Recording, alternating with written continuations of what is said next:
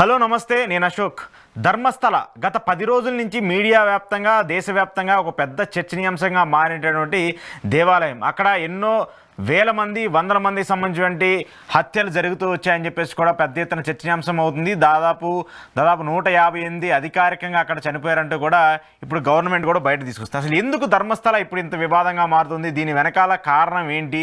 ఒక ప్రతిష్టకు సంబంధించి ఒక ప్రతిష్టాత్మకంగా ఆలయం ఉన్నటువంటి ఆలయానికి సంబంధించినటువంటి చుట్టుపక్కల ఎందుకు ఈ రకంగా గుట్టలు గుట్టలుగా శవాలు దొరుకుతూ ఉన్నాయి? దీని మీద పెద్ద ఎత్తున చర్చనీయాంశంగా మారుతున్నటువంటి నేపథ్యంలో దీని గురించి తెలుసుకునే ప్రయత్నం చేద్దాం. నాతో పాటు ఈరోజు ఇంటర్వ్యూలో ద్వారకానాథ్ గారు పార్టిసిపేట్ చేస్తున్నారు. ఆయన ఫార్మర్ బీసీ కమిషన్ చైర్మన్, అలాగే అడ్వకేట్, సీనియర్ అడ్వకేట్ కూడా. ఆయన దీనికి సంబంధించి చాలా నాలెడ్జబుల్ ఉన్నటువంటి పర్సన్.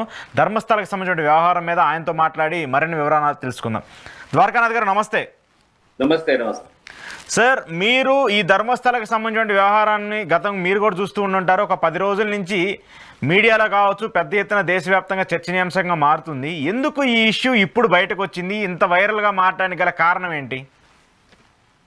యాక్చువల్లీ ధర్మస్థలం గురించి 1985 నుంచేనే ప్రాబ్లమ్స్ ఉంది. ఇక్కడ 1983లో ధర్మస్థలంలో అక్కడ ఒక మర్డర్ గురించి, ఒక అమ్మాయి మర్డర్ గురించి స్టేట్ అసెంబ్లీలో కూడాను అప్పుడు డిస్కషన్ అయింది.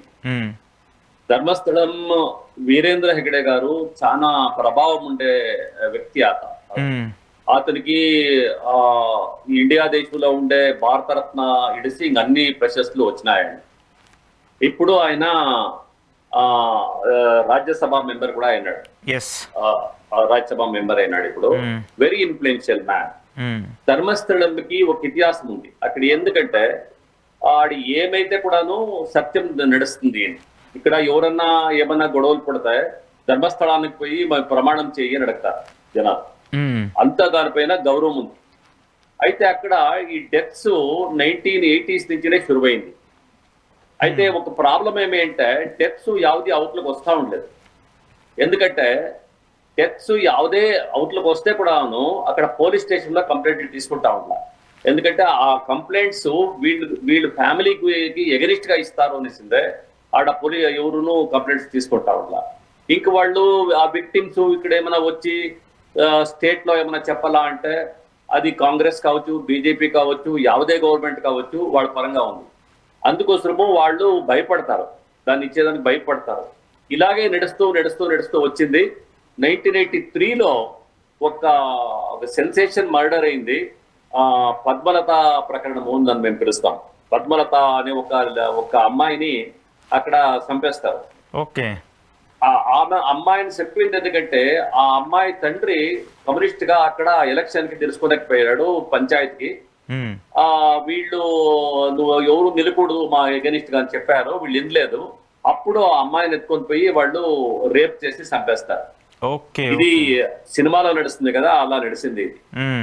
అది 1983లో అసెంబ్లీలో రైజ్ అయింది. అప్పుడు రామకృష్ణ హెగడే గారు చీఫ్ మినిస్టర్ ఉన్నాడు. ఆయన కూడా దీన్ని ఇగ్నోర్ చేస్తాడు. అది అయిన తర్వాత మళ్ళీ నడుస్తానే ఉంది.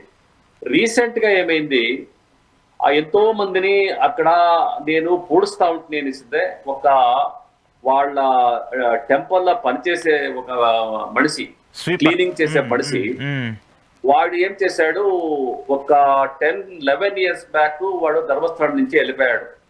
వీళ్ళకి భయపడి అది వాడికి బేజారైపోయింది, ఇంతమందిని పూడ్చడానే నేను అన్యాయంగా అనిసింది. వాడేం చేశాడు, సుప్రీంకోర్టు ముందర వెళ్ళాడు. సుప్రీంకోర్టు ఏం చేసింది, నువ్వు పోయి లోకల్ పోలీస్ స్టేషన్ లో కంప్లైంట్ ఇచ్చి లోకల్ మ్యాజిస్ట్రేట్ ముందర 164 స్టేట్మెంట్ ని నువ్వు రికార్డ్ చేయించు అనేసి డైరెక్షన్స్ ఇచ్చింది. అలాగే ఆయన వచ్చాడు. ఆయన భయాని కోసము ఒక మాస్క్ వేసుకున్నాడు, ఎవరికి తెలియకూడదు నేను ఎవరు అనిస్తుంది అని చెప్పేసి ఒక మాస్క్ వేసుకున్నాడు. వాటికి సర్దాన్ని మేము అందరూ భీమా అని పిలుస్తున్నాము. వాడు వచ్చి 164 స్టేట్మెంట్ దగ్గర 2.5 hours నడిచింది. నడిచిన తర్వాత ఎక్కడెక్కడ బాడీలు పూడ్చినాను నేను చూపిస్తాను, నేను రెడీగా ఉన్నాను అని చెప్పాడు. అప్పుడేమైంది, మెయిన్ స్ట్రీమ్ మీడియా కూడాను అంతేమీ ఇంట్రెస్ట్ చూపించలేదు. ఎందుకంటే వాళ్ళు కూడాను కొంచెము ఇన్ఫ్లుయెన్షియల్ పర్సన్స్ తో పట్టే ఉంటారు. యూట్యూబర్స్ ఏం చేశారు, యూట్యూబర్స్ దీన్ని ఎక్స్పోజ్ చేసే స్టార్ట్ చేస్తున్నారు. News 18 actually they have started this. Okay Karnataka. Okay దీన్ని ఈ ప్రాబ్లం గురించి ఓపెన్ గా ఇది రిపోర్ట్ చేసింది. అది అయినప్పుడు నేను మళ్ళా ఇంకొక అడ్వకేట్ బాలన్ అని మేమిద్దరు కూడాను చీఫ్ మినిస్టర్ కలిసాము. కలిసి ఎస్ఐటి ఫార్మేషన్ చేయాలని చెప్పాను. దాన్ని నేనే డ్రాఫ్ట్ చేశాను. అది ఎస్ఐటి ఫార్మేషన్ ఎందుకు చేయాలి ఏమి అనేసి ఇచ్చాము. అది ఇచ్చిన తర్వాత 2 రోజులకంతా చీఫ్ మినిస్టర్ ఎస్ఐటి ఫార్మేషన్ చేశాడు. ఇప్పుడు అక్కడ ఇది డిగ్గింగ్ స్టార్ట్ అయింది. ఇప్పుడు సుమారు ఎముకలంతా దొరికినాయి, ఇంకా కొన్ని ఎవిడెన్స్ అంతా దొరికినాయి. అది నడుస్తా ఉంది. అంటే ఒక పాయింట్ సార్, ఇక్కడ ఎవరైతే అక్కడ పనిచేసేటువంటి వ్యక్తి ఆ ఒక్క వ్యక్తి చెప్పిందే నేను 100 మందిని పూడ్చిపెట్టానని చెప్తున్నారు. అంతకుముందు కూడా ఇలాంటి ఇన్సిడెంట్స్ ఎన్నో జరిగాయనేటువంటి ఆరోపణలు కూడా వస్తున్నాయి. చాలా ఇన్సిడెంట్స్ హ్యాపెన్ ఇన్ బిఫోర్, ఇంతకు ముందు కూడా జరిగాయని చెప్పేసి కూడా. Is it true? ఇప్పుడు కూడాను ఇది అయిన తర్వాత, ఎస్ఐటి ఫార్మేషన్ అయిన తర్వాత చాలా మంది కంప్లైంట్ చేయడానికి ముందుకు వస్తున్నారు. భయం లేకుండా ముందుకు వస్తున్నారు. అక్కడ పద్మలతాది అయింది, వేదవల్లి అని ఒక అమ్మాయిని చెప్పారు, సౌజన్య అని ఒక అమ్మాయిని చెప్పారు. వీళ్ళకి చోటు ఇట్లేదు అనేసిందే. అక్కడ పనిచేసే వాళ్ళే, వీళ్ళు టెంపల్లో పనిచేసే వాళ్ళే ఒక స్మాల్ అక్కడ ఒక అంగడి పెట్టుకున్నారు. ఆ అంగడి జాగా మాకు కావాలి, అక్కడ మేము లాడ్జ్ కట్టాలి అని వీళ్ళు అడిగారు. వాళ్ళు ఈకపోయారు. అప్పుడు వాళ్ళని అన్నని తోడబుట్టిన ఇద్దరిని కూడాను తలపైన బండ్లేసి చెప్పేశారు. ఆ కంప్లైంట్ కూడా ఉంది. ఆ తర్వాత సౌజన్య అని ఒక రీసెంట్ కంప్లైంట్. అది సౌజన్య అది చాలా ఘోరంగా చంపారు. చాలా ఆమెని చంపి ఆ ప్రైవేట్ పార్ట్స్ లో అంతా ఇసుక తురికి అనక ఆ ప్రైవేట్ పార్ట్స్ కి ఇది ఏమది యాసిడ్ వేసి చాలా ఘోరంగా చంపారు. అది చాలా పెద్దగా రగిలింది. అది రగిలిన తర్వాత ఏం చేశారు, ఒక ఇన్వెస్టిగేషన్ అని ఒక గవర్నమెంట్ చేశారు. అయితే ఇన్వెస్టిగేషన్ సెట్ గా చేయకుండా దీన్ని అందరినీ అక్విట్ చేసేసారు. అయితే వాడు ఎవరో ఒక ఇన్నోసెంట్ ఫెలోని వాళ్ళు తెచ్చుకొని తెచ్చారు. వాడు innocent fellow is not a culprit అది తెలిసింది. అది తెలిసిన తర్వాత వీళ్ళు ఏం చేశారు, ఎంటైర్ కేసు అయిపోయింది అని ఇస్తారు. మేము ఇప్పుడు అడుగుతా ఉండి దాన్ని రీఓపెన్ చేయండి, మళ్ళీ దాన్ని ఇన్వెస్టిగేట్ చేయండి అనిసిందే. ఇప్పుడు చాలా కంప్లైంట్స్ వస్తానే ఉన్నాయి. ఒక అన్నయ్య బట్ ఒక అమ్మాయి ఆడ చనిపోయింది. She was a medical student. ఆమె వాళ్ళ అమ్మ వచ్చింది అడుగుతా ఉంది, కనిష్టము నా బిడ్డది ఎముకలన్నాయండి, మేము బ్రాహ్మణులు, మేము మా కార్యాంతరం చేసుకుంటాము అని పాపం చాలా దైన్యంగా అడుక్కుంటా ఉంది ఆమె. ఇట్లంతా నడుస్తా ఉంది. ఇప్పుడు చాలా మంది వస్తున్నారు. కేరళలో కూడా కంప్లైంట్స్ లాడ్జ్ చేయండి.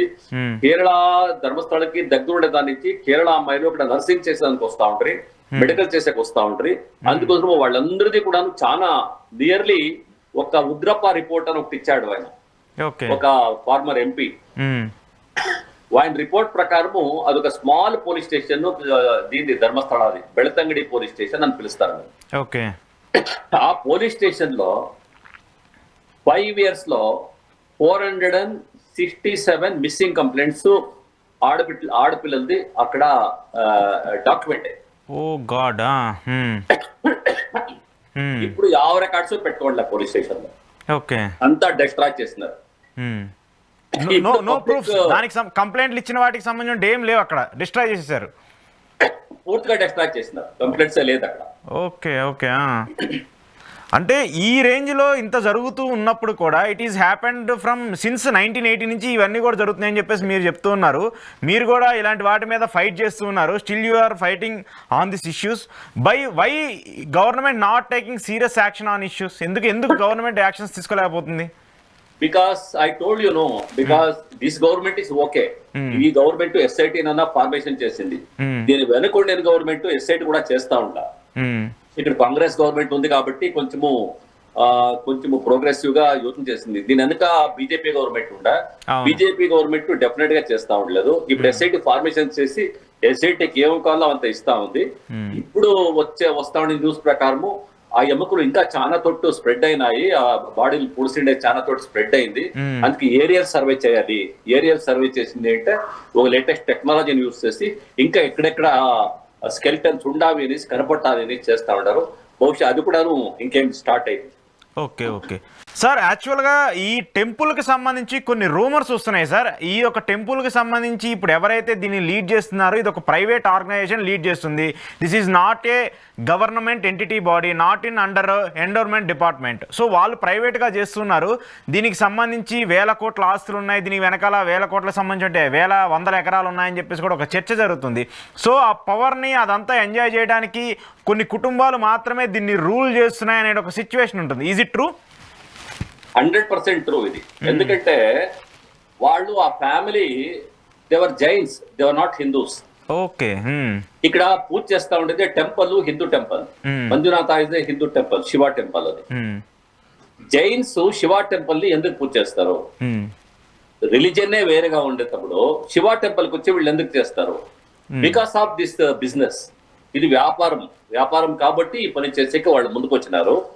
అనక వాళ్ళకి మాకు తెలిసినట్లు more than 3 lakh crores properties, వాళ్ళ ఇన్స్టిట్యూషన్స్, వాళ్ళది ఎంటైర్ దీన్ని 3 lakh crores ఎస్టిమేట్ చేస్తున్నారు ఇప్పుడు.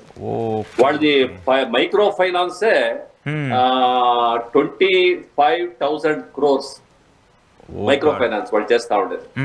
మైక్రో ఫైనాన్స్ లో కూడాను ఎవడన్నా ఒక్కసారి 2 సార్లు వాడు డబ్బులు కట్టకపోతే, ఇంట్రెస్ట్ కట్టకపోతే వాడు చంపేసేదే. This the thing happening there. అక్కడ గవర్నమెంట్ అంటే వీళ్ళే, గవర్నమెంట్ అనేది లేనే లేదు. It's a republic, Dharmasthala republic అనేది దాన్ని అందరూ పిలుస్తారు. ఇప్పుడు అక్కడ ఏమీ నడియదు.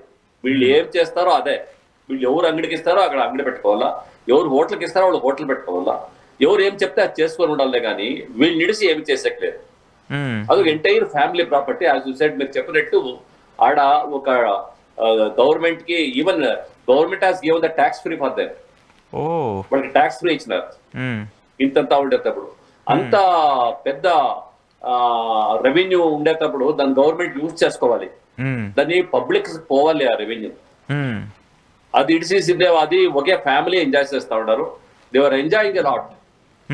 ఇది ఇప్పుడు అందరికి తెలుస్తా ఉంది.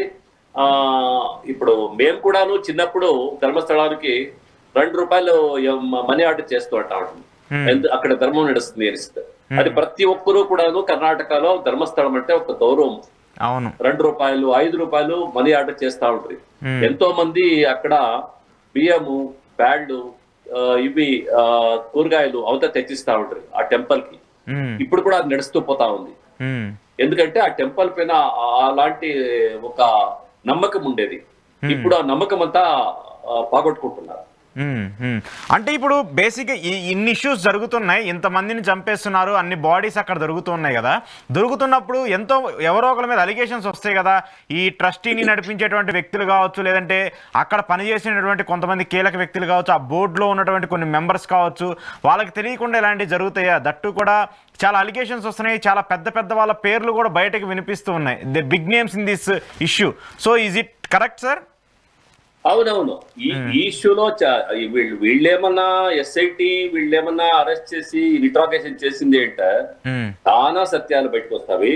ఇంకొకటి ఏమంటే 1980s నుంచి ఇప్పటి వరకు ఆ పోలీస్ స్టేషన్ లో వర్క్ చేసిన స్టాఫ్, SI ఉండొచ్చు, సర్కిల్ ఇన్స్పెక్టర్ ఉండొచ్చు, DYSP ఉండొచ్చు, వాళ్ళందరినీ ఇన్వెస్టిగేట్ చేస్తే చాలా ఇష్యూస్ బయటపడతాయి. ఆ టెంపుల్ లో పనిచేసే వాళ్ళు అడిగితే కూడా చాలా ఇష్యూస్ బయటపడతారు. వాళ్ళ భయాని కోసం ఏం చెప్పకుండా ఉండాలి. ఇప్పుడేమైతా ఉంది, నిన్న మొన్న అంతా అక్కడ యూరోపీ యూట్యూబర్స్ బయటే వాళ్ళంతా కొట్టి వాళ్ళ పైన ఫిజికల్ అటాక్ చేసే స్టార్ట్ అయింది. అంటే దీని అర్థం ఏమేంటే వాళ్ళు డెస్పరేట్ అయినారు. ఆ ఫిజికల్ అటాక్ ఎందుకైతా ఉంది? They have desperated. వాళ్ళకి సత్యము అవుతులు వస్తా ఉంది అనేసిందే వాళ్ళకి భయం వచ్చింది. అందుకోసం ఇదంతా చేస్తున్నారు. బట్ ఇక్కడ పీపుల్స్ మూవ్మెంట్ చాలా స్ట్రాంగ్ గా ఉంది. ఇక్కడ లెఫ్ట్ రైట్ అనేది ఏమీ లేకుండా అందరూ ఒక్కటయ్యి అక్కడ అయితా ఉండే అన్యాయాన్ని, అక్కడ చనిపోయిండే బిడ్లకి న్యాయం ఇయ్యాలని పోరాడుతున్నాము. మేమందరూ కూడా దాంట్లో ఉన్నాం. ఓకే. బట్ రీసెంట్గా నేను ఒక న్యూస్ విన్నాను, సుప్రీంకోర్టుకు వెళ్ళి దీని మీద గ్యాగ్ ఆర్డర్ కూడా తీసుకురావాలనే ఒక చర్చ జరుగుతుంది. ఈ ఇష్యూ గురించి అసలు ఎవరు మాట్లాడొద్దు, ధర్మస్థల అనేటువంటి టాపిక్ గురించి ఎవరు మాట్లాడడానికి లేదంటూ కూడా హెగ్డే గారు, ఆయన రాజ్యసభ ఎంపీగా ఉన్నటువంటి వ్యక్తి, ఆయన కూడా సుప్రీంకోర్టుకు వెళ్ళారని ఒక చర్చ జరుగుతుంది. ఏంటి సార్ అది? సుప్రీంకోర్టు పోలేదు, ఇక్కడ ట్రయల్ కోర్టులోనే, బెంగళూరు కోర్టులోనే వాళ్ళు గ్యాగ్ ఆర్డర్ తీసుకునేసారు. గ్యాగ్ ఆర్డర్ 339 యూట్యూబర్స్ పైన తీసుకున్నారు వాళ్ళు. ఓకే. అది గ్యాగ్ ఆర్డర్ ఇచ్చిండే జడ్జు వీళ్ళ ఇన్స్టిట్యూషన్ లో చదివినవాడు, ఆయన లాయర్ గా ఉన్నప్పుడు వీళ్ళకి అడ్వకేట్ గా ఉన్నవాడు. అది తెలిసి ఇప్పుడు హైకోర్టు దాన్ని స్టే చేసింది గ్యాగ్ ఆర్డర్ ని. వాళ్ళు అపీల్ అయ్యారు సుప్రీంకోర్టుకి. సుప్రీంకోర్టులో కూడా గ్యాగ్ ఆర్డర్ ఇవ్వడానికి సాధ్యం లేదు అనేసి దాన్ని కూడా వాళ్ళు రిజెక్ట్ చేశారు. ఓకే, సుప్రీంకోర్టు రిజెక్ట్ చేసిందా? రిజెక్ట్. బట్ ఏంటి సార్, స్టేట్ గవర్నమెంట్ ఇన్ఫ్లుయెన్స్ ఎలా ఉంది ఈ కేసుకు సంబంధించి? ఎందుకంటే ఇప్పటి వరకు ఎక్స్పోజ్ ఏం లేదు, there is no exposure from 1980s to till now, but this is the most popular issue now in India. So దీని మీద స్టేట్ గవర్నమెంట్ ప్రాసెస్ ఎలా ఉంది? What about central government issues? State government ఏమి interfere అయితే అవట్లేదు. ఎస్ఐటికి full freedom ఇచ్చింది. Okay. SIT work కూడా బాగా చేస్తా ఉంది. చాలా మంచి ఆఫీసర్స్ వేశారు. మొహంతి సిందే చాలా మంచి ఆఫీసర్ ఆయన. ఇంకా అక్కడ అనుచేత్ అని ఇంకొక ఐపీఎస్ ఆఫీసర్, వాళ్ళందరినీ మంచి ఆఫీసర్లు వేసి పని నడుస్తా ఉంది. అయితే సెంట్రల్ గవర్నమెంట్ అంతేమి ఫేవరబుల్ గా లేదు. ఎందుకంటే ఆయన్ని రాజ్యసభ మెంబర్ చేసింది బీజేపీ పార్టీ. కనుక ఆయన is the all India RSS 100 years ఇది సెంటనరీ దీనికి ఆయన ప్రెసిడెంట్ అయినాడు. అందుకే is having very close links with the RSS and సంఘ పరివార్ పీపుల్. ఇక్కడ సంఘ పరివార్ లో కూడా చాలా మంది బీజేపీ వాళ్ళు కూడాను మాతో పాటు వచ్చి వాళ్ళు ఫైట్ చేస్తున్నారు. వాళ్ళ బావటాలతో వాళ్ళు ఫ్లాగ్స్ ఎత్తుకొని వచ్చే ఫైట్ చేస్తున్నారు. మేము బీజేపీ అయితే కూడాను ఈ న్యాయాన్ని కోసం మేము చేస్తాము. బీజేపీలోనే డివైడ్ అయిపోయింది. అర్ధమంది ఆపకున్నారు, ఇంకా అర్ధమంది ఈపకున్నారు, అలా అవుతా. ఓకే. అంటే ఇక్కడ ఒక మెయిన్ ఏంటంటే మెడికల్ కాలేజ్, అక్కడ మెడికల్ కాలేజ్ స్టూడెంట్స్ ఎక్కువగా ఉంటారు, వాళ్ళని టార్గెట్ చేశారు అనే ఒక చర్చ జరుగుతుంది. దట్టు కూడా కొన్ని ఆర్గాన్స్ని డివైడ్ చేసి దాన్ని స్మగ్లింగ్ చేయటం అంటారా, లేదంటే అదర్ కంట్రీస్కి ఎక్స్పోర్ట్ చేశారనేటువంటి అలిగేషన్స్ ఉన్నాయి. This is not true. I don't know what happened exactly. ఈ అలిగేషన్స్ గురించి నాకేం తెలియదు. అయితే మెడికల్ కాలేజ్ కి most of the out cider వస్తుంటారు. అనక నర్సింగ్ కాలేజ్, ఇంజనీరింగ్ కాలేజ్ ఉంది, ఆయుర్వేదిక్ కాలేజ్ ఉంది, అనక హోమియోపతి కాలేజ్ ఉంది, న్యాచురోపతి కాలేజ్ ఉంది. వాడిది హండ్రెడ్స్ ఆఫ్ ఇన్స్టిట్యూషన్స్ ఉన్నాయి. ఆ ఇన్స్టిట్యూషన్స్ లో వస్తావడిన ఆడపిల్లలు, దిక్కులేని వాళ్ళు వాళ్ళంతా టార్గెట్ చేశారు. మళ్ళీ ఈ బెగ్గర్స్, భిక్షకులు, ఆడ భిక్షకులు కనపడకూడదు అని భిక్షకులు ఒక్కసారి 2 సార్లు వాళ్ళు కనపడిసింది అంటే వాళ్ళు చంపేస్తారు. ఇక్కడ వచ్చి మాకి ధర్మస్థలంకి చెడ్డ పేరు వస్తుంది అని చంపేస్తారు. ఇదంతా నడిచిందా? ఓకే. ఈవెన్ బెగ్గింగ్ కూడా అక్కడ రాంగ్. ఏమన్నారు? బెగ్గింగ్ కూడా అక్కడ కరెక్ట్ కాదు. బెగ్గింగ్ వాళ్ళు ఏమంటే ఇది చాలా గౌరవమైన, చాలా పవిత్రమైన ఇన్స్టిట్యూషన్, బెగ్గింగ్ ఇక్కడ కూడా ఉండకూడదు అనిసిందే. అదొక ఫాల్స్ ప్రెస్టేజ్ అది వాళ్ళకి చేసుకుని. అందుకోసం పాపము బెగ్గర్స్ కి ఏంటి, అక్కడ చాలా మంది బియ్యము బ్యాళ్ళు ఇస్తారు. అక్కడ దినము అన్నదానం నడుస్తుంది. అన్నదానం చెక్తుంది కదా, మాకు అన్నం చెక్తుంది కదా అని వాళ్ళు పోతారు పాపం. అలాంటి వాళ్ళు చంపేస్తే ఏమిటి, ఏం చేసేది? ఎంత ఇన్హ్యూమన్ అనేది అర్థం కావాలి ఇక్కడ. Actually, Dharmasthala is one of the rushing temples in Karnataka. Most of the people visit in Karnataka, Dharmasthala. Thousands of people. Every day, thousands of people are coming. All over India they were coming. Not only Karnataka, all over India, even Andhra Pradesh, Telangana, Tamil Nadu, Kerala, చాలా మంది వస్తారండి. ఎందుకంటే ఆ temple కి ఒక image create అయిపోయింది. ఆ image ని వీళ్ళు క్రియేట్ చేశారు, చాలా సిస్టమేటిక్ గా దాన్ని క్రియేట్ చేశారు. అక్కడి నుంచి ఒక రాయి ఎత్తుకొని వస్తే కూడా బస్సు ముందరికి పోదు, మీ కారు ముందరికి పోదు ఆ రాయి పెట్టుకుంటే కూడా అనే అలాంటి ఒక మిత్ ని క్రియేట్ చేశారు. ఆ మిత్ ని జనాలు నమ్మారు పాపం. నమ్మి వాళ్ళు కష్టపడిన డబ్బుల్లో 2 రూపాయలు 5 రూపాయలు మనీ ఆర్డర్ చేస్తారు. In 1960s I used to give 2 rupees money order from my house. అప్పుడు 2 rupees అంటే ఇప్పుడు అది 2000 rupees. అవును. అట్లా అలాంటిదంతా నడిచింది అప్పుడు. చాలా మంది ఇక్కడ ఫార్మర్స్, రైతులు పాపం వాళ్ళు ఏం పండితే కూడాను తీసుకొని పోయి ఒక భాగంని ధర్మస్థలానికి ఇస్తారు. వాళ్ళు ధర్మస్థలంలో అన్నదానం చేస్తా ఉండేది కూడాను ప్రజలు ఇచ్చిన డబ్బు పైన గానీ వాళ్ళ చేతి నుంచి ఇచ్చిన డబ్బు ఏం కాదు. కానీ ఎక్కడ అనుమానం రాలేదా సార్? ఎక్కడ ఇన్ని ఇయర్స్గా ఇలా జరుగుతుంటుంది, ఇన్ని మిస్సింగ్స్ జరుగుతున్నాయి అన్నప్పుడు అనుమానం కానీ ఎక్కడా రాలేదా అక్కడ? ఒక్కటి అనుమానాలు వచ్చినాయి. అనుమానాలు వచ్చింది అంటే ఎవరికి చెప్పాలి? పోలీసు వాళ్ళు దాన్ని వాళ్ళు సీరియస్ గా తీసుకోరు, గవర్నమెంట్ సీరియస్ గా తీసుకోదు, ఇంకా వీళ్ళకి ఎగనిస్ట్ గా ఎవరు మాట్లాడరు. ఇంకేమైనా మాట్లాడిందంటూ వీళ్ళు మా ధర్మానికి, హిందూ ధర్మంని వీళ్ళు చేస్తున్నారు, చెడ్డ పేరు తెస్తున్నారు అనేసి అదొకటి తీసుకుంటారు. Actually they are not Hindu, they are Jains. But దీన్ని ప్రొటెక్ట్ తీసుకుంటారు. ఒక జైనుడు అయినా కూడాను నేను హిందూ టెంపుల్ ని ప్రొటెక్ట్ చేస్తున్నాను అనే ఒక ఎత్తి తీసుకొచ్చాడు. What is the necessity? అది నిజంగా మీరు అప్పుడే స్టార్టింగ్ లో మీరు చెప్పినట్టు ఒక దాన్ని ముజరాయి డిపార్ట్మెంట్ కి ఇవ్వాలి.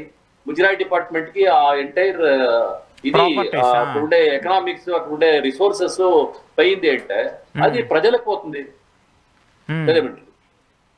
అవునవునవును. అయితే ఇప్పుడు మీరు when you take up this case sir, మీకు ఎప్పుడు తెలిసింది దీని గురించి, దీని మీద మీరు ఎప్పుడు ఫైట్ చేయడం మొదలుపెట్టారు? మీకు ఎక్కువగా దీన్ని ఈ కేసుకు సంబంధించి రీసెర్చ్ చేయాలనిపించింది? ఏ ఇన్సిడెంట్స్ వల్ల మీకు అది ఐడియాలజీకి వచ్చింది?